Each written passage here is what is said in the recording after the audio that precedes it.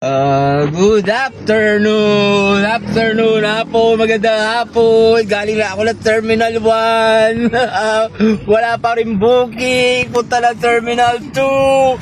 Tignan natin kung may papasok. Walang aeroplanong dumarating. Ay, naku po.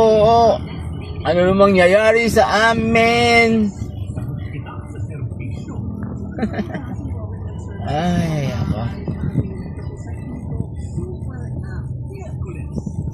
Ano, hindi na nga kaya ng init ang panahon. Kaya kahit naka-aircon ka pa, naka-AC ka pa, kung wala ka rin naman, mainit pa rin, kailangan mo niyan.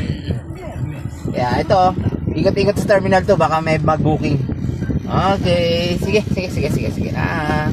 Sana may pumasok na Papa G. Okay.